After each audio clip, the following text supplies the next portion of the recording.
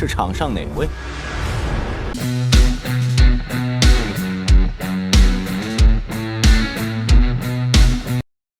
Halo guys, halo semuanya, selamat datang kembali di channel Alu Cerita Film. Dan bagaimana kabar kalian? Tentunya Mimin selalu doakan agar kalian semua dalam keadaan baik, sehat dan bahagia selalu. Pada episode kali ini, Mimin akan merangkum sebuah film dongeng series yang berjudul Martial Master untuk part terbarunya. Bagi teman-teman semua yang belum sempat menonton video sebelumnya, kalian bisa langsung menontonnya. Linknya ada di deskripsi. Dan jangan lupa bagi kalian yang baru mampir untuk mensupport channel ini terus agar Mimin selalu semangat dalam menghibur kalian semua. Oke, tanpa berlama-lama lagi, Mimin langsung saja masuk ke dalam alur cerita Martial Master. Pada episode sebelumnya, Du Qingcheng menantang para praktisi di sana jika mereka tidak puas dengannya. Ia meminta semuanya untuk menyerang dirinya, dan ia juga mengatakan kalau para praktisi di sana hanyalah sampah yang tidak mungkin bersaing dengannya mendapatkan warisan pedang iblis. Seketika Hu Jiang pun sangat marah dan ia ingin melihat kesombongan Qingcheng. Qingcheng pun dengan sombongnya mengatakan bahkan mereka bertiga tidak satu pun bisa menahan satu serangannya. Mereka bertiga pun akan menyerang bersama-sama ke arah Qingcheng. Namun Tuan Muda Hu dengan sombongnya kalau ia cukup sendiri yang akan mengalahkan Qingcheng. Ia pun langsung mengeluarkan teknik pedangnya dan mencoba menyerang ke arah Qingcheng. Akan tetapi Du Qingcheng dengan begitu mudah menangkis serangannya dan membuat Tuan Muda Hu terluka dan terjatuh tak berdaya terkena serangannya. Qingcheng juga mengatakan kalau Tuan Muda Hu sangat lemah. Dua praktisi yang lainnya pun mencoba menyerangnya. Namun lagi dan lagi, Du Qingcheng dengan begitu mudah menghalau mereka semua.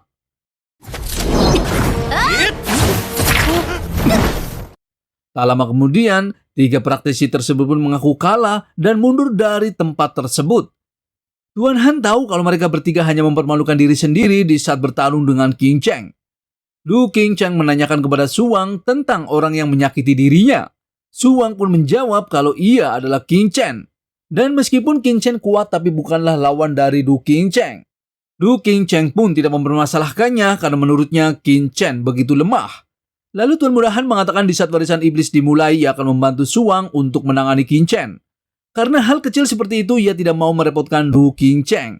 Suwang pun sangat senang dan berterima kasih kepadanya. Di sisi lain, Nona Xiansu masih berkultivasi, ia juga berhasil menerobos ke tahap Martial King tahap menengah.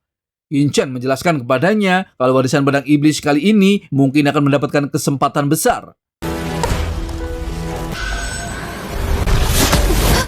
Tak selang berapa lama, Qingcheng menemui para tetua. Tetua Zhuo menjelaskan kepada Qingcheng kalau ia telah menyelidiki bahwa aula penegak hukum masih memblokir kekuatan besar di wilayah Baitian. Namun kekuatannya telah melemah dan kemungkinan aula penegak hukum akan berhenti memeriksa.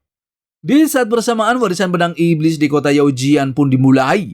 Qingcheng dan yang lainnya pun ingin pergi untuk melihatnya. Dan dari monumen warisan pedang iblis, para praktisi pun berbondong-bondong berdatangan untuk mengikuti ujian.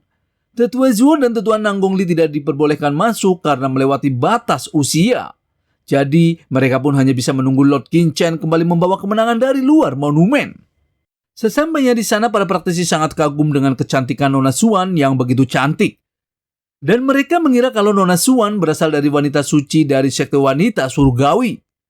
Namun salah satu dari mereka tidak percaya karena sekte wanita surgawi tidak pernah bersama laki-laki. Di sana, Suwang juga sangat kesal di saat melihat Lord Qingcheng. Lalu, 4 murid terbaik dari sekte pedang iblis juga telah berdatangan. Para praktisi di sana tahu kalau keempat jenius muda sekte pedang iblis memiliki kekuatan yang luar biasa. Dan rumornya siapapun di antara mereka berempat yang bisa menerobos warisan pedang iblis lebih dulu akan mendapatkan gelar sebagai murid pertama dan menjadi tuan muda dari sekte pedang iblis. Nona Xuan tahu kalau kota Yaojian menyembunyikan banyak orang berbakat. Di saat bersamaan, Yu Wudao pun menghampiri Qingcheng. Ia menjelaskan kepada Qingcheng kalau murid unggulan dari sekte pedang iblis tentu saja tidak biasa. Dan setelah warisan pedang iblis selesai, kemungkinan mereka berempat bisa mencapai tahap akhir Martial King. Lalu kakaknya yaitu Yu Wuming berkata kepada adiknya jika pandangannya hanya pada mereka berempat, maka seumur hidupnya mungkin hanya bisa berhenti di ranah sekarang. Para praktisi di sana tahu kalau kemungkinan gelar tuan muda sekte saat ini akan jatuh di antara Han Fei dan Sui Yuxing. Karena ia tahu kalau karakter Leng Xingfeng angkuh dan tak banyak orang memihak kepadanya. Sedangkan Suyan hanya seorang wanita biasa. Dan dalam sejarah sekte Pedang Iblis tidak pernah ada wanita yang menjabat sebagai ketua sekte. Namun di saat itu juga ada wanita yang tidak terima dengan perkataan para praktisi di sana, yang mengira tidak ada wanita yang bisa menduduki jabatan tinggi. Dan ia adalah Nona Chen Sese dari sekte wanita surgawi yang sangat terkenal di wilayah Baitian, yang setara dengan kota Yaojian, dan ia adalah adik dari Nona Suyan. Di saat bersamaan juga datang jenius muda dari sekte Fengxing yaitu Yang Ling. Tak lama kemudian, jenius muda dinasti Tianluo yaitu Du Xingcheng juga telah tiba di Monumen Pedang Iblis. Lalu Tuan Han Fei bertanya kepada Suwang siapa yang sebelumnya telah menyinggung dirinya. Suwang pun menunjuk ke arah Lord Qin Chen. Namun pandangan Tuan Han Fei tertuju kepada wanita cantik yang bersama Qin Chen. Lalu apakah Qin Chen bisa melawan para praktisi berbakat tersebut? Mimin akan bahas di episode mendatang. Terima kasih. 得罪你的。 I don't ever slow up, no I don't take shit. I got no love for the fakeness. If you wanna play tough and wanna hate this, I'll always show up. I don't ever slow up, no I don't take shit. I got no love for the fakeness. If you wanna play tough and wanna hate this, I'll always show up and make a statement. I don't ever slow up, no I don't take shit. I got no love for the fakeness. If you wanna play tough and wanna hate this, I'll always show up and make a statement. Everything I do so instinctive and so passionate. Every word I move so descriptive like an adjective. I got a vendetta against people who patented being negative when you should be getting after it.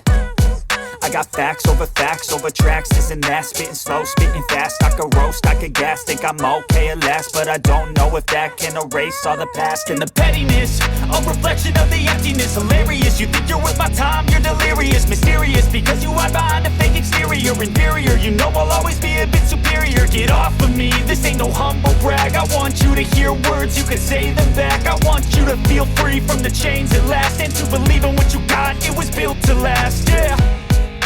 Now that I've been put through hell, I never got anyone's help. I had to do it all myself.